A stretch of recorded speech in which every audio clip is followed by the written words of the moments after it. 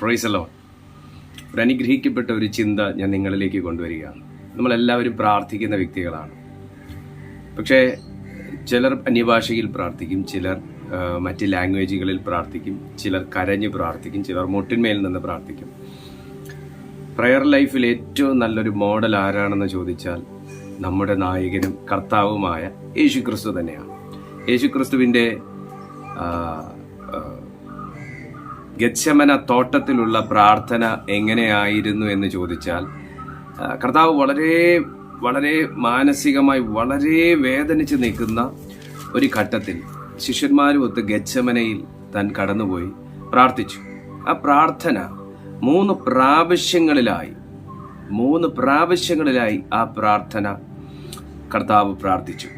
ആ പ്രാർത്ഥനകൾ മുഴുവനും യേശു കർത്താവിനെ കുറിച്ച് വചനം പറയുന്നു. അവൻ വചനം പറഞ്ഞു പ്രാർത്ഥിച്ചു.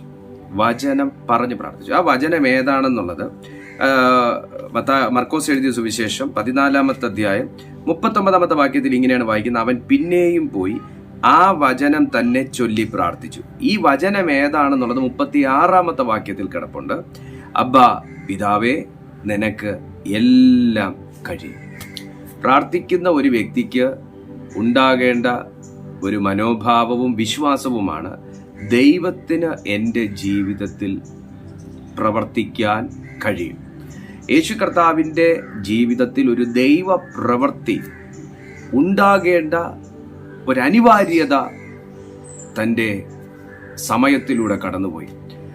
ഈ വചനം പറഞ്ഞ് പ്രാർത്ഥിച്ചപ്പോൾ എന്ത് സംഭവിച്ചു എന്നുള്ളത് നമുക്ക് താഴേക്ക് വായിക്കുമ്പോൾ കാണാനായിട്ട് കഴിയും. ഉടനെ ഒരു ദൂതൻ ഇറങ്ങി അവനെ ബലപ്പെടുത്തി. എന്നെ കേൾക്കുന്ന എല്ലാ പ്രാർത്ഥിക്കുന്ന ദൈവമക്കളോട് ഞാൻ പറയട്ടെ, നിങ്ങൾ പ്രാർത്ഥിക്കുമ്പോൾ വചനം പറഞ്ഞ് പ്രാർത്ഥിക്കുക.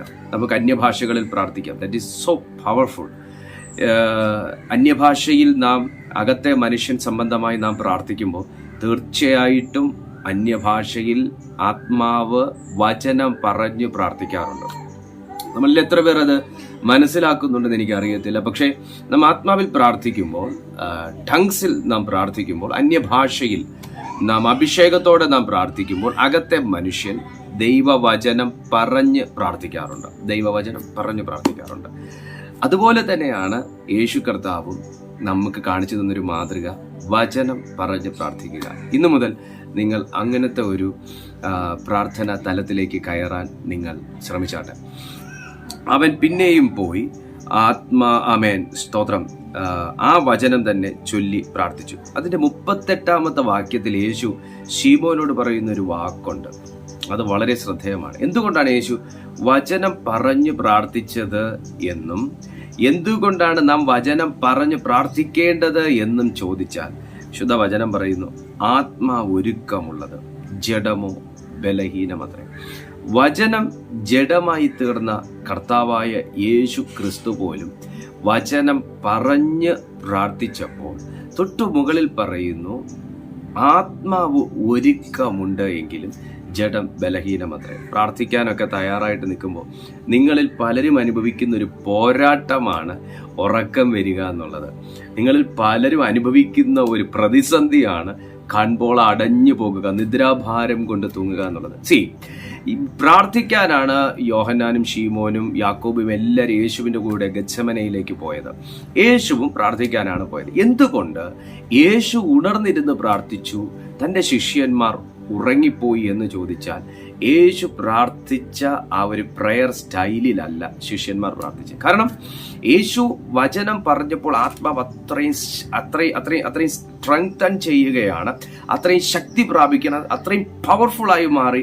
ആ സ്പിരിറ്റിൽ യേശു പ്രാർത്ഥിച്ച് പോരാടി മുന്നോട്ട് പോയി പ്രാർത്ഥനയുടെ മറുപടികളെ ഗെത്സമനയിൽ തടഞ്ഞിട്ടും അതിനെ എല്ലാം 3 പ്രാവശ്യങ്ങളിലായി വെട്ടി നിരത്തി പ്രാർത്ഥനയെ വചനം പറഞ്ഞ് പ്രാർത്ഥിച്ച പ്രാർത്ഥനയുടെ മറുപടി ആ ഗെത്സമനയിൽ ഇറക്കിയതിന്റെ പിന്നിലെ കാരണം ആത്മാവിന്റെ ശക്തിയായിരുന്നു.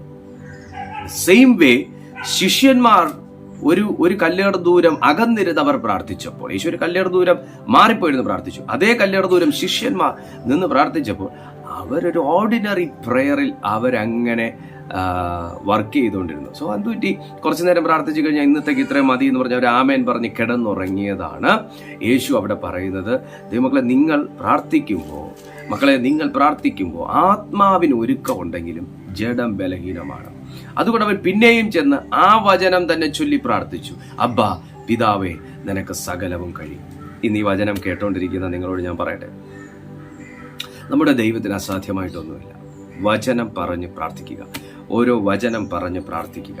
ഒരു വചനം എടുത്ത് നിങ്ങൾ മെഡിറ്റേറ്റ് ചെയ്ത് ആ വചനത്തിനകത്ത് നിന്ന് മനസ്സിലാക്കി ആ വചനം നിങ്ങൾ പ്രാർത്ഥനയിൽ പറഞ്ഞ് നിങ്ങൾ പ്രാർത്ഥിക്കുമ്പോൾ നിങ്ങളുടെ ലൈഫിൽ അസാധാരണമാകുന്നൊരു ദൈവപ്രവൃത്തി, സാധാരണമാകുന്നൊരു ദൈവിക പ്രസൻസ് നിങ്ങൾക്ക് അനുഭവിക്കാൻ തക്കവണ്ണം കഴിയും. യേശു പ്രാർത്ഥിച്ചപ്പോൾ വചനം ഇങ്ങനെയാണ് പറയുന്നത്, സ്വർഗത്തിൽ നിന്നൊരു ദൂതൻ ഇറങ്ങി. പ്രാർത്ഥനയുടെ മധ്യത്തിൽ ദൂതൻ ഇറങ്ങും. വചനം പറഞ്ഞ് പ്രാർത്ഥിക്കുന്നവരുടെ മധ്യത്തിൽ ദൈവത്തിന്റെ ഏഞ്ചലിക് വിസിറ്റേഷൻസ് ഉണ്ടാകും. വചനം പറഞ്ഞ് പ്രാർത്ഥിക്കുന്നവരുടെ ജീവിതത്തിൽ ദൈവത്തിന്റെ ഷെഖേന ഇറങ്ങി നിൽക്കും. വിശ്വസിച്ചാട്ടെ, പ്രാർത്ഥിച്ചാട്ടെ. ദൈവം നിങ്ങളെ സഹായിക്കട്ടെ. ഈ വീഡിയോ തീർച്ചയായിട്ടും മറ്റൊരു വ്യക്തിക്കും കൂടെ നിങ്ങൾ അയച്ചു കൊടുക്കുക. ദൈവം നിങ്ങളെ സമൃദ്ധമായി അനുഗ്രഹിക്കും.